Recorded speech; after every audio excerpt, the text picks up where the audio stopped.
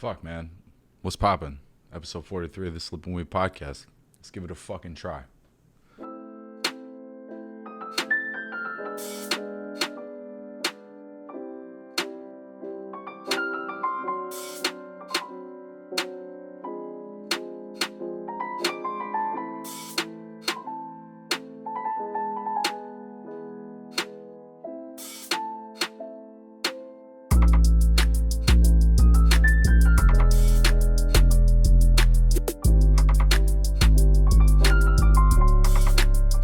Been a hot minute since I did one of these. As you can see, I'm in a different room, or maybe you can't tell because I have the exact same fucking curtains I had before, but I'm in a new spot. I moved, and moving can be a pretty fucking strenuous process that takes a lot of your time, and then once you start packing and stuff goes away, it just gets harder and harder to record.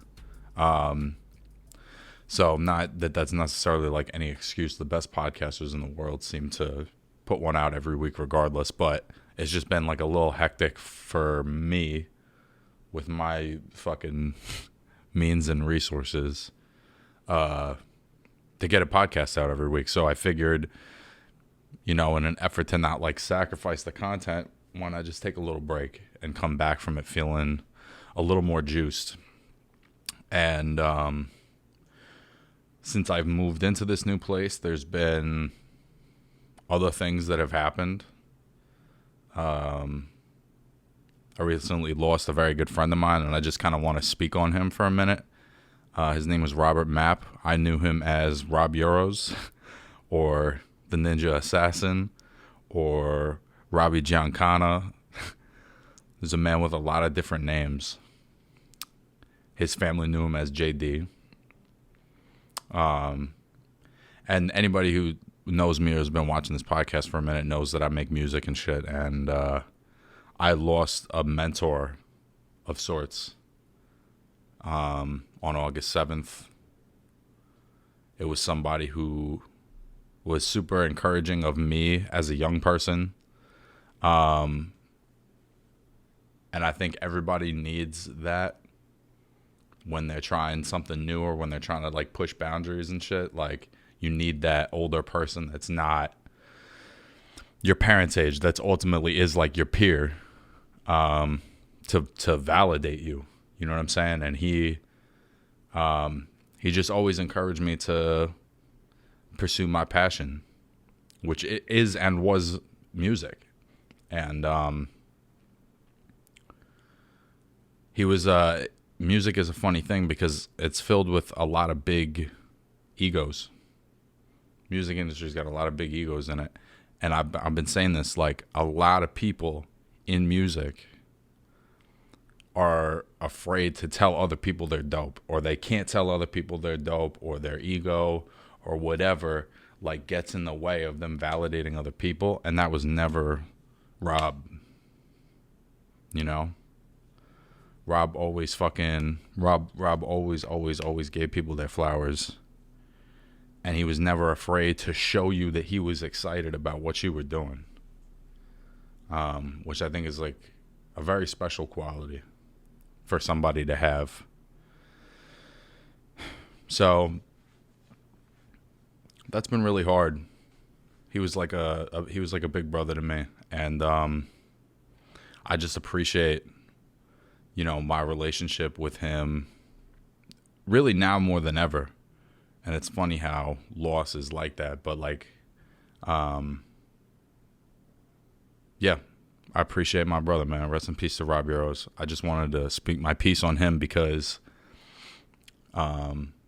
just like he gave people their flowers at every fucking opportunity, I want to give that man his flowers. And I'm going to miss him. And I'm going to keep going hard at what I do because he told 15-year-old me that there were no limits, And I didn't really get to speak at his funeral because, obviously his family was the priority. But I've had these feelings about him, and I just figured this is a good place to do it because he deserves it, and I really want anybody that listens to this podcast ever to know him. You know, he was an incredibly talented rapper. He's the only person I ever knew that rapped in Japanese. The second time I ever met this motherfucker, I pulled up to his driveway, and he was in his driveway swinging some fucking samurai sword around. He was like, I'm practicing my skills. And Robb was just a one of a kind, man. Very talented artist. You know, a real fucking thinker. And I think he showed me and a lot of other people different ways of looking at shit. So, yeah. Rest in peace to Robb Euros, man. I'm gonna miss you, brother. And then aside from that, and then I'll just fucking stop talking about myself. But I've been like looking for this perfect moment to restart since I've been here, and that perfect moment has not come. I haven't been able to get that haircut I've been wanting to get, and I haven't been able to like build a perfect set the way I wanted to. And there's a lot of things about this. I mean, I've even left my fucking bedroom door open. So the truth is, I'm not really doing any of this the way I want to do it right now. But I'm realizing like I can't let that stop me from just pushing through. And I'm looking forward to this year, hopefully making some improvements to this show. But I think those improvements are going to be gradual, and I just have to be patient and just keep showing up. And so I'm hype if you are still with me. I know it's been a couple of months. You know, I took one gap at the end of March of 2020 because there wasn't any boxing going on, and I figured, what's the point in fucking faking the funk or just like making some shit up or whatever. I wanted this show to be, you know, I'm sort of speaking to you guys about the fights as they're happening.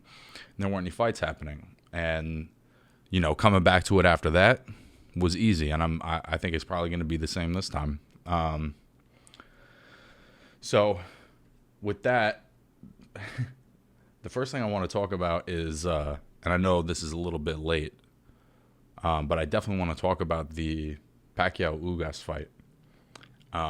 Before I talk about that, though, I'm frustrated by the fact that the only two events that have happened since then and that is happening next weekend is the Jake Paul Tyron Woodley fight, and then Oscar De La Hoya fighting whoever the fuck. I think he's fighting like my 5th grade math teacher or something.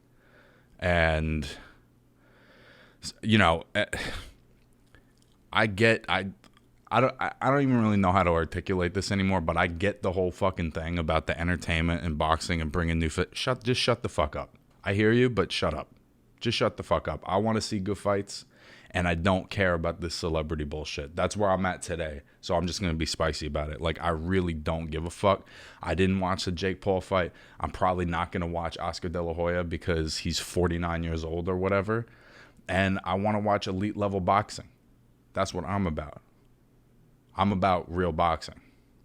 And I'm not saying that those guys can't fight. They can't do what they do, but it's just annoying to me that those are the events that are being talked about, and Terrence Crawford and Errol Spence don't have a fight signed.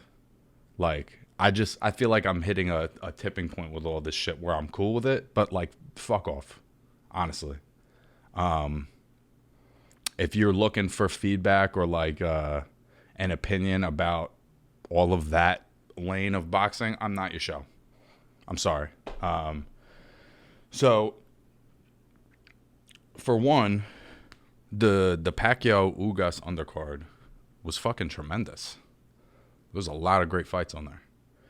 The first one was Carlos Castro against Oscar Escandon.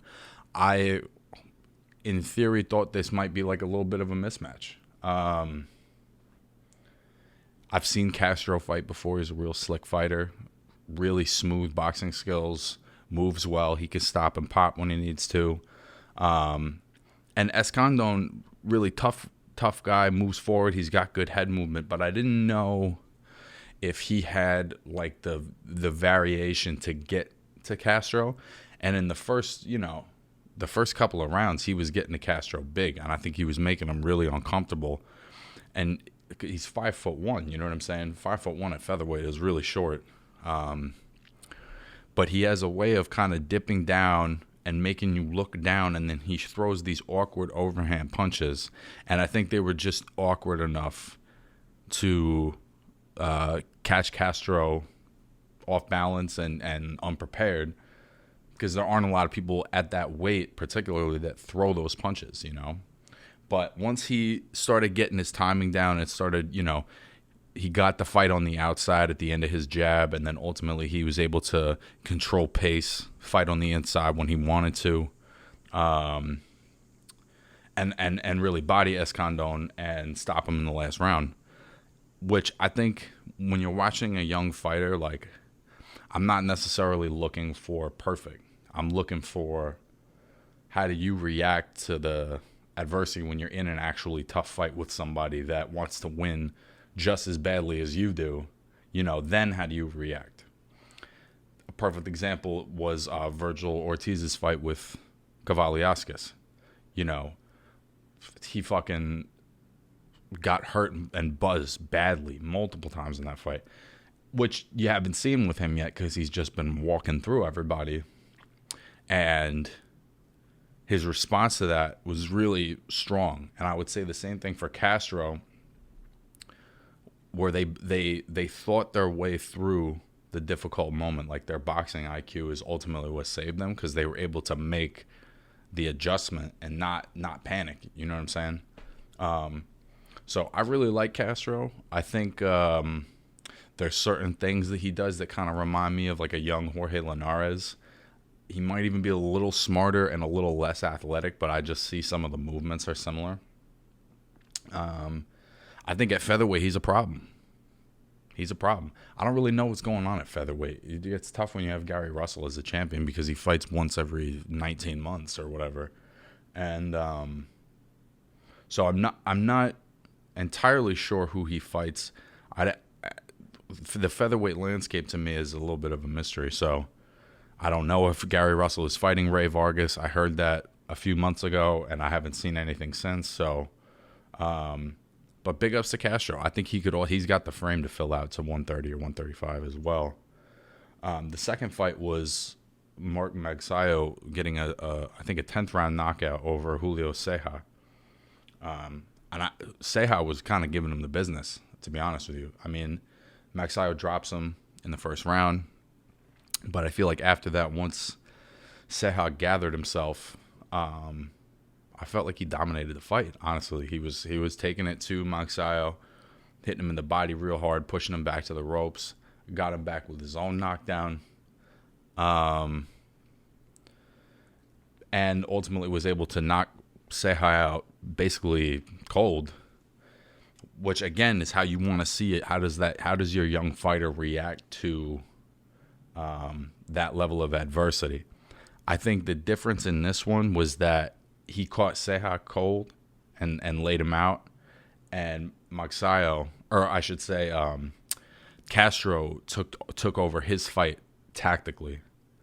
So as far as like a technical boxing sense, I think that Magsayo has much more to go than Castro. I think he's much less of a complete product. I think overall, Ceja was just much smarter, was able to put him where he wanted to, and maybe somebody with a better chin, either doesn't get caught, or somebody with better defense doesn't get caught. We've seen Ceja get knocked out before. So I'm not saying he's got a bad chin. I'm just saying he can be knocked out.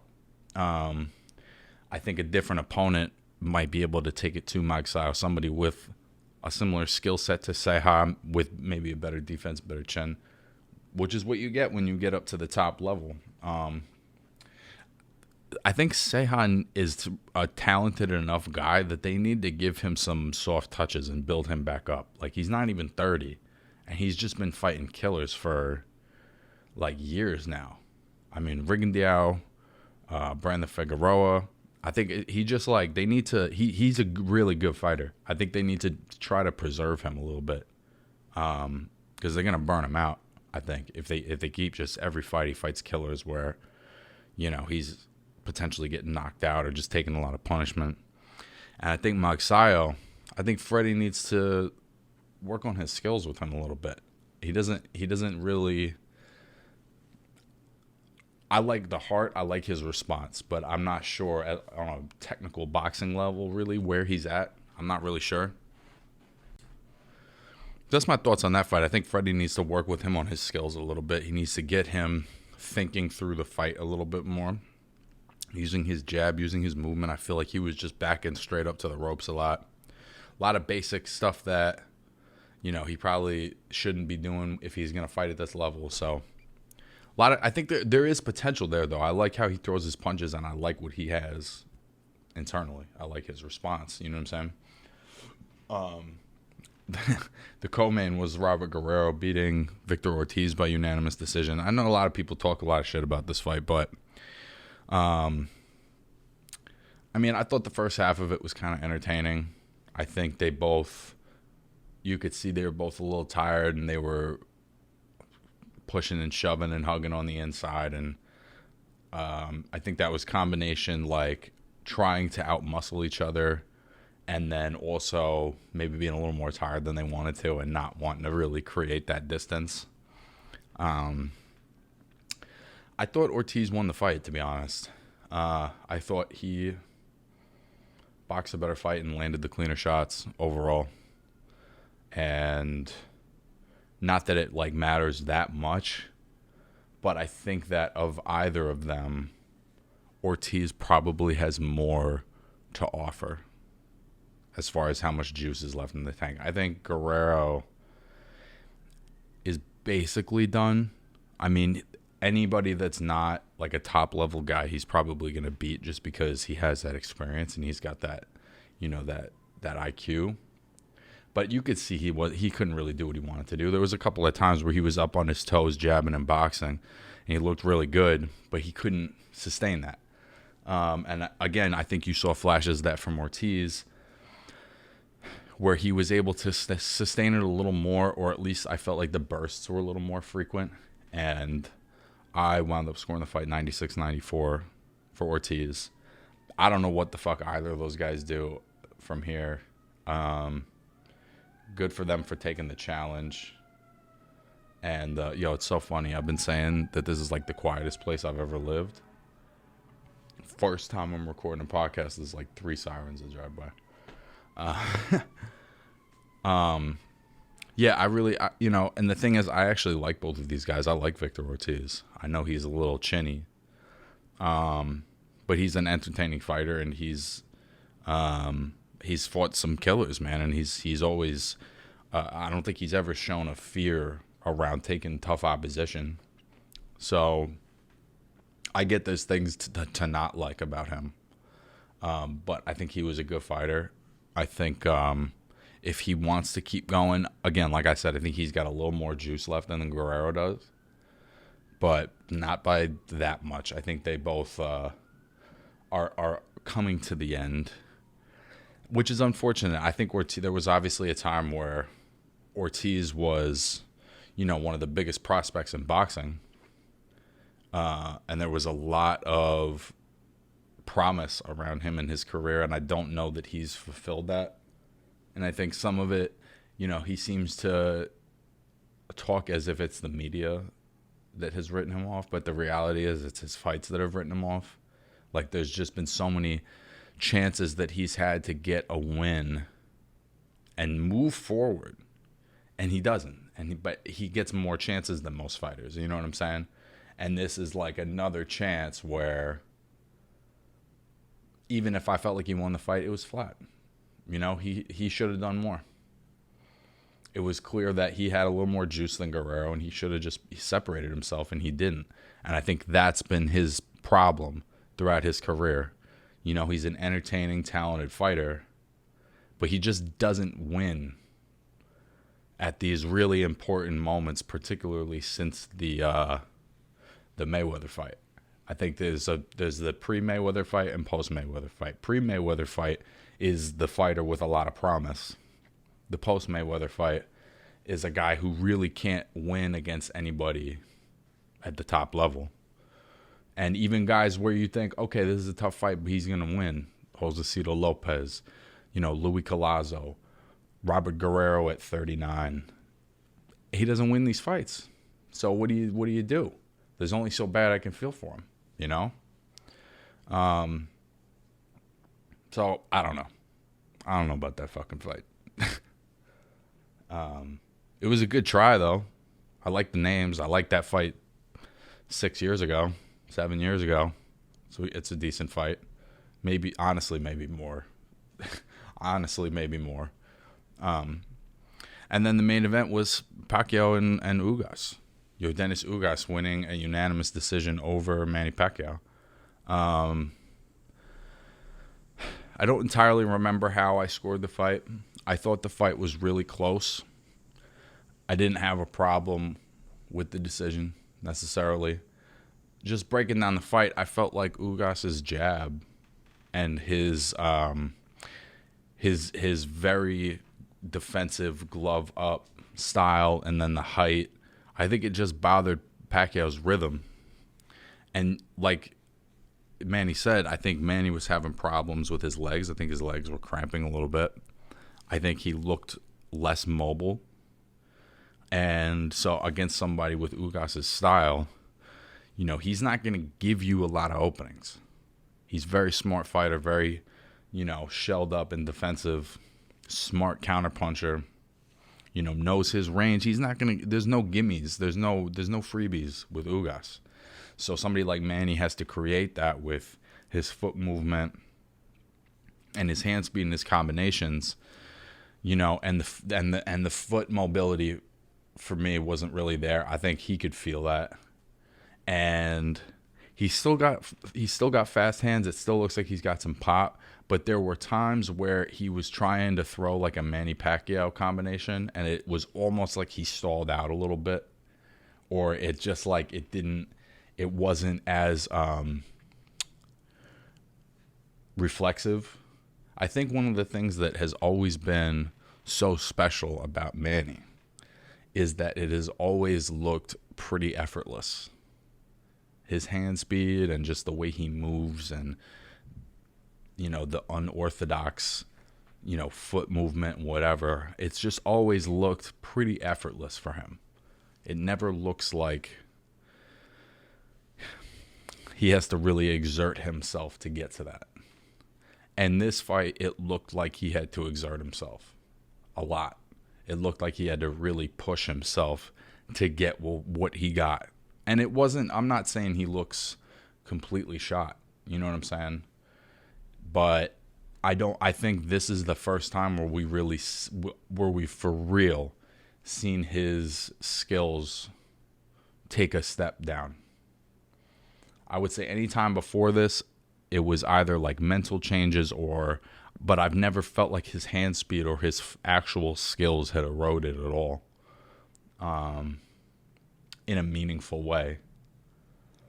The loss to Marquez was 9 years ago, and he's just kept coming back and kept winning, and sometimes he loses, but then he wins after that. And even in the Thurman fight, so a couple of points about the Thurman fight. I felt like in the Thurman fight, his skills were still there completely, and that was why he won the fight, was able to drop Keith. But that was definitely the most physical fight he's had in a long time. Keith really hit him in that fight, particularly in the second half. And I always wondered how a fight like that affects a 40-year-old. And then a 40-year-old that doesn't fight for 2 years. I mean, I'm sure the rest was good, but I think like a fight that physical had to, at 40 with a big, strong, in his prime welterweight, I have to imagine that affected him. To be honest, I think that may have been part of him. This is just my opinion, but I think that may have been part of, him having that one little hit of decline, that and the layoff. Because I think taking a layoff as an older fighter is good, but I don't think 2 years, that's a long time. That's a long time. And it's a long time to do it against this guy And it's a long time to do it against this guy when you're not preparing for this guy. He was preparing for Errol Spence. It's a completely different style. Spence is much more aggressive than Ugas. I think he's arguably the best welterweight in the world, but he probably is more available to be hit than Ugas. So he's just, he's preparing for a whole different style of fighter. And when you're not preparing for somebody as good as Ugas at this age with the layoff, and your last fight was really physical, I just think that, and it's not making excuses, but I think that those three things at his age were not in his favor. And I think that Ugas is really peaking a little bit. I think his skill set and his level is peaking. I think he's hitting his prime a little bit. And I was really impressed with Ugas's game too, because there were some things that Manny was doing well. There were times where Manny was throwing really nice combinations. You could see Ugas's face was very swollen at the end of the fight. It wasn't as if Manny was completely ineffective. But Ugas, his jab and his defense put Pacquiao in this position where he had to initiate a lot of it, and Ugas's timing was just perfect. I mean, he always had a jab or a hard right hand for him. He could fight on the inside with him. He was much taller, much bigger. And I think and a lot of people are going to disagree with me about this, but there's an argument that he's the number one welterweight right now. And the argument is that Crawford or Spence, neither of them, have a win remotely this significant. There's nobody in the welterweight division, at the top of the welterweight division right now, that has a win this significant. And that would be my argument for Ugas being number one. Give me a win that Terrence Crawford, Errol Spence, Sean Porter, Thurman, any of them have that's as significant as this. I don't think there's any. Now, then there's the counter argument of who's been sustained better over time, but I think this is by far the best, most meaningful win that any welterweight has had in a bit. Like maybe since Pacquiao beat Thurman, to be honest with you. So I think that Ugas should get whatever the fuck fight he wants from here. I think he deserves it, man. I think he deserves a fight with Spence or with Crawford or with whoever he wants. He wants a rematch with Porter. I think he should get it. I think that this guy is absolutely one of the best welterweights in the world and one of the best fighters in the world. And I'm excited, and I've been saying that for a hot minute. I've been saying that this guy is so slept on for a hot minute. And now people are really getting to see it. And he wasn't even supposed to get this fight. He just got the opportunity because he was on the undercard, but he wasn't supposed to get this fight. It's an amazing story, man. It's an amazing story. So, I mean, big up to Yordenis Ugas for having the best win at welterweight, I think. By far.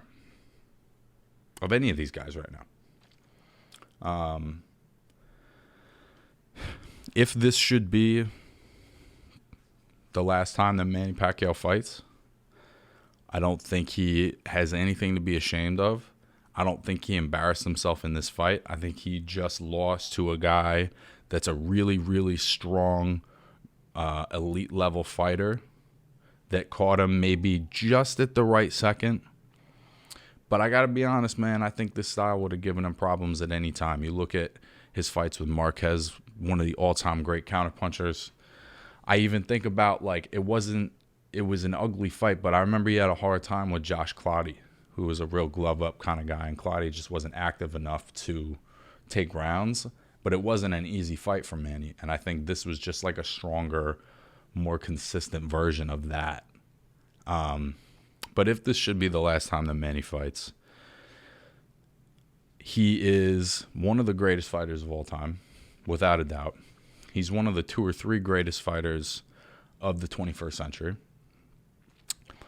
And he's the only guy when I first started watching boxing, which was roughly, 2004, 2005, when I first started watching boxing, there was a certain pound for pound list, right? And it was a different era. It was the Floyd Mayweather, Winky Wright, Bernard Hopkins, Jermaine Taylor, Tarver, Hatton, Pacquiao, Morales, Barrera. All of those guys are long retired. Long retired. And we're still talking about Manny Pacquiao fights. And I think that everybody just needs to appreciate how special that is.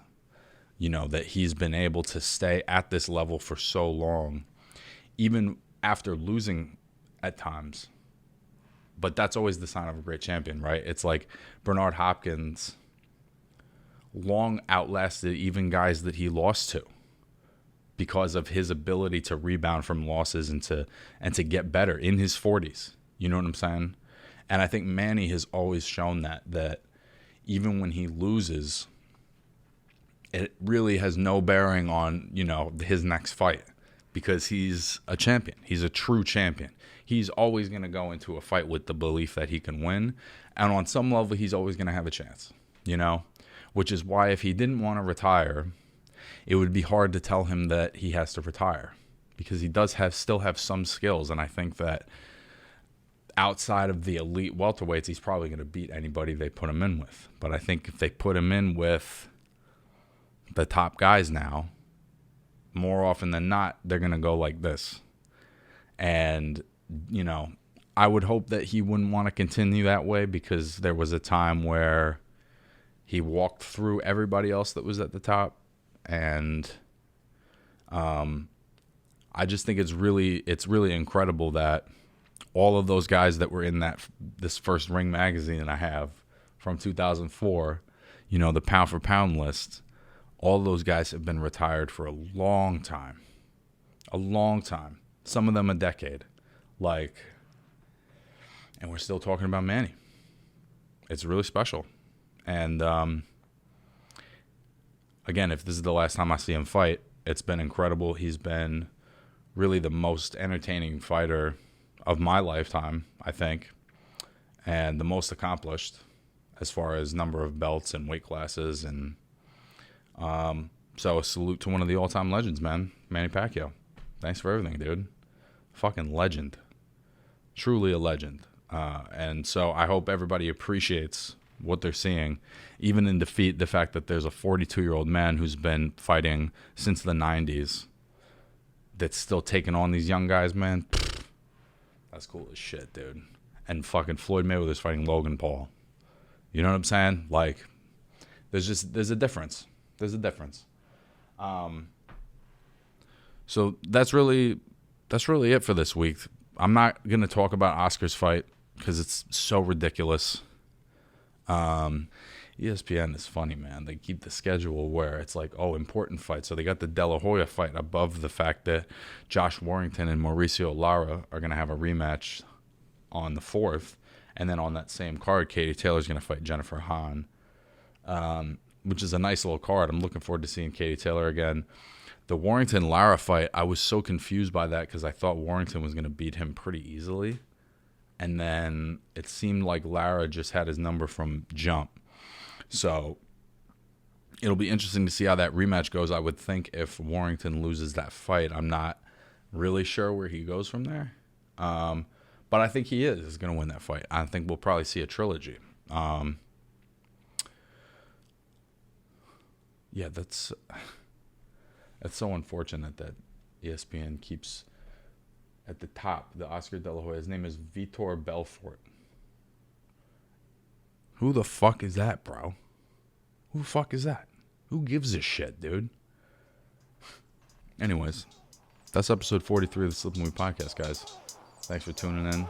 And I will definitely be back next week. Peace, guys.